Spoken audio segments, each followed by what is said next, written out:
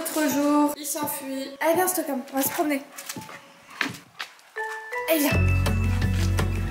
Allez, tu viens. Allez. Chut. Je vais réveiller tout le monde. Non, Stockholm, je te laisse. Je ferme. Au revoir. Je pars. Moi je pars. Il faut que j'aille me cacher.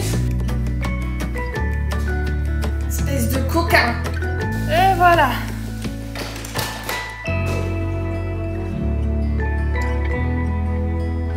Ah, pas bouger.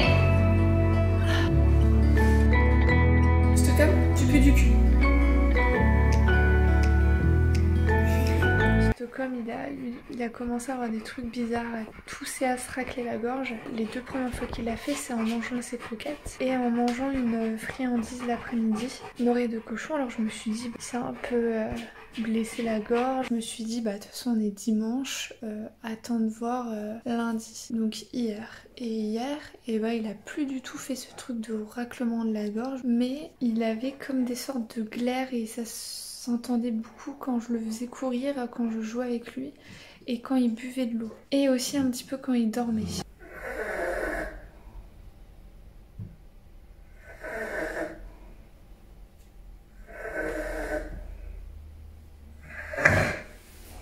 Ça va mon dodo?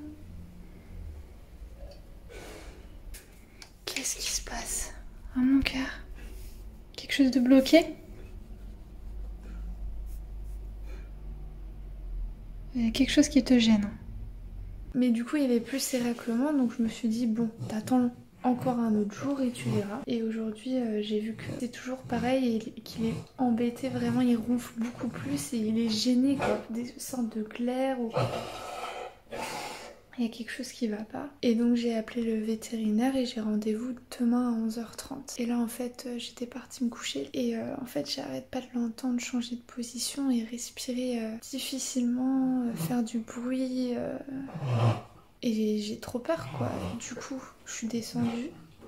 Là il est 3h du matin, mais c'est sûr il y a quelque chose. Donc soit c'est un bout de quelque chose qui est coincé, soit en fait c'est la toux du chenil. Et j'avais pas pensé à ça, parce qu'en fait il est vacciné, mais il doit faire ses rappels. Et en fait j'ai appris que la toux du chenil, même si on est vacciné, c'est comme... le vaccin de la grippe, on peut quand même choper la maladie et que c'est une maladie très contagieuse, très répandue. Puis il voit quand même beaucoup de chiens et donc j'avais pas du tout pensé à ça. Si pour moi ça m'était venu à l'esprit, j'aurais déjà pris rendez-vous hier en fait. Voilà, du coup je pense qu'en fait c'est la toux du chien qu'il a. Là par exemple, il fait des bruits, j'ai l'impression qu'il s'étouffe.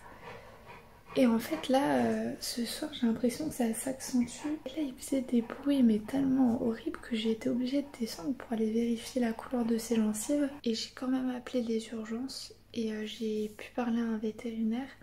Et il m'a dit que ça pouvait, c'était pas une urgence vitale et que ça pouvait attendre demain à 11h30. Il était pas très aimable et il m'a dit de le surveiller. Et quand je suis descendue, il dormait pas, il était couché, la tête comme ça. Et j'ai l'impression que c'est comme si tu vois ton chien agoniser en fait, qu'il est en détresse respiratoire. Après je me dis voilà, j'ai fait ce qu'il fallait, j'ai appelé les urgences. Ils m'ont dit que ça pouvait attendre le rendez-vous de demain. Là j'avoue que ça m'a un peu rassurée d'avoir eu un vétérinaire. Mais quand je lui ai dit est-ce que vous pensez que c'est la toux du chenil ou une occlusion, il m'a dit je ne peux faire aucun diagnostic sur votre animal. Ça sera fait par mon confrère demain. Bah, c'est pas très rassurant non plus. Parce que du coup, c'est qu'il a pas forcément éliminé des causes graves ou pas graves. Enfin, c'est ce que je veux dire.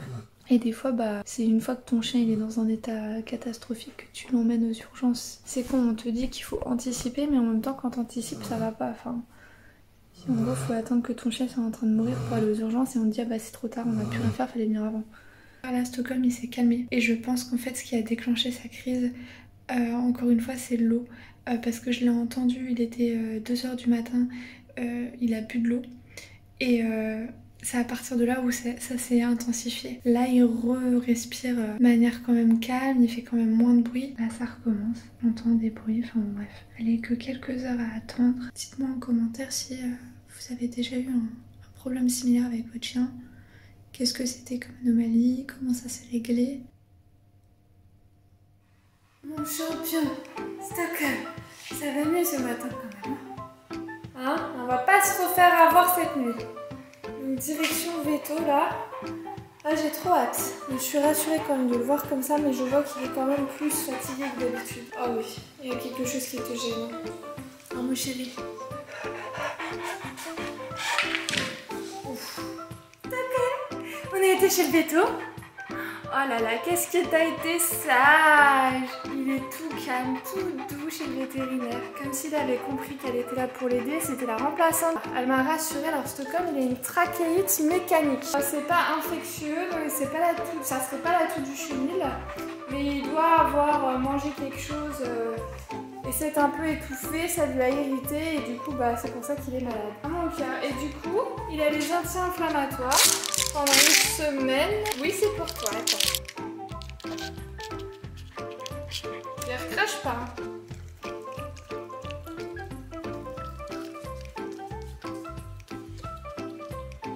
Et voilà, champion.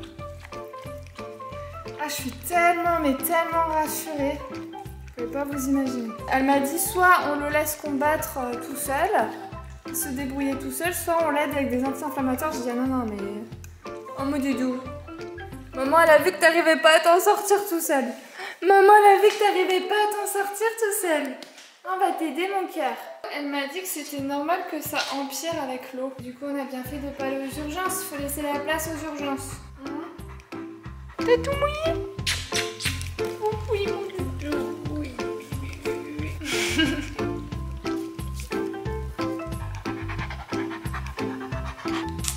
Des bisous. Bisous. Ouais, mon cœur, oui.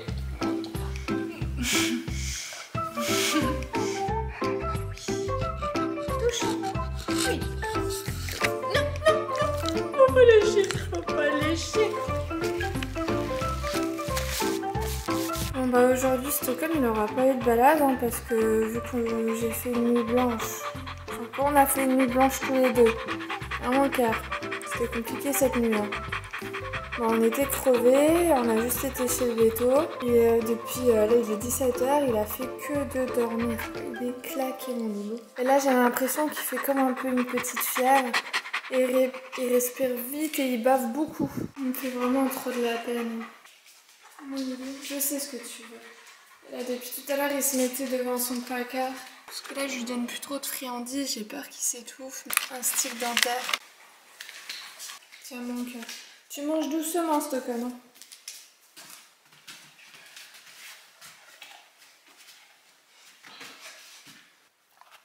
Maman, elle a fait une bonne action. Elle a vu des SDF dans la rue et elle s'est dit tiens, je sais pas pourquoi, là j'avais envie de leur acheter un truc à manger. Et la dame, elle est venue me voir et qu'est-ce qu'elle m'a demandé? Elle m'a supplié d'aller lui acheter un sandwich poulet rôti. Ah bah là, les planètes étaient connectées. Je lui dis t'inquiète, je comptais vous acheter un truc. Du coup, je leur ai acheté des chips, des sandwichs, des boissons fraîches et des gâteaux Nutella. C'est la bonne action.